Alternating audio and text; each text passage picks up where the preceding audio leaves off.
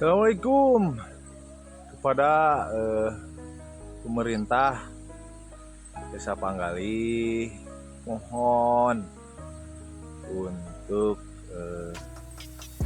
meninjau ini pergerakan tanah di jalan menuju sekolah Panggalih 2.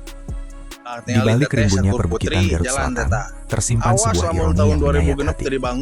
Seorang pria sederhana bernama Holis Mukhlisi setiap hari harus bertaruh nasib demi menyambung hidup sebagai pedagang telur keliling. Namun bagi Holis, jalanan desa bukan sekadar jalur transportasi, melainkan medan tempur yang penuh resiko. Fakta pedih sering ia alami. Berkali-kali ia harus melewati jalanan yang lebih mirip sungai kering penuh batu tajam. Puncaknya, sebuah kecelakaan tragis menimpanya. Holis terjatuh di tengah jalan yang rusak parah, membuat seluruh telur yang ia bawa pecah seketika di aspal yang hancur. Kerugian besar itu bukan hanya soal materi, tapi soal harga diri seorang ayah yang gagal membawa pulang nafkah karena fasilitas negara yang terabaikan.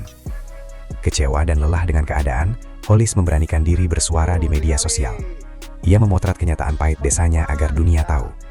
Namun kejujurannya justru dibayar mahal dengan ancaman.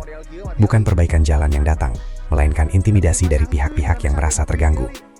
Isu besar pun menyeruak ke permukaan, tentang dugaan penggelapan dana desa dan ketidakterbukaan anggaran yang selama ini seolah menjadi misteri di mata warga.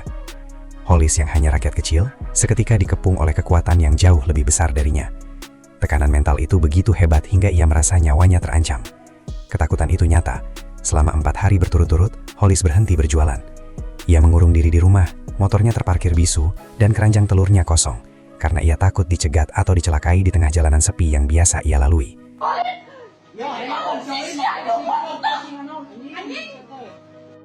Kabar tentang penindasan ini akhirnya sampai ke telinga Kang Deddy Mulyadi, atau KDM. Tanpa menunda waktu, KDM langsung bergerak menjadi perisai bagi rakyat yang terbungkam.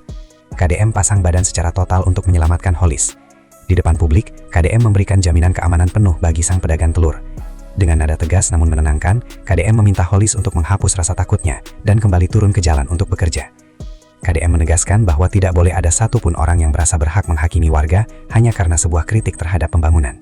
Jangan pernah melakukan intimidasi, pengancaman.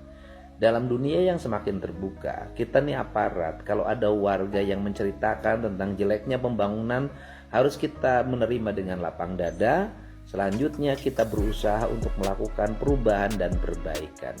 Sudah bukan musimnya lagi, kita anti kritik dan kita mencaci maki orang yang mengkritik kita. Bahkan kita harus tahan terhadap caci maki, karena bisa jadi kita ini jadi pemimpin, salah satu hal yang harus kita alami adalah dicaci maki. Tak hanya jaminan keamanan, dukungan nyata pun mengalir. KDM memberikan bantuan modal sebesar 5 juta rupiah secara tunai. Bantuan ini bukan sekadar uang, melainkan pesan bahwa keberanian membela kebenaran tidak akan dibiarkan berakhir dengan kemiskinan.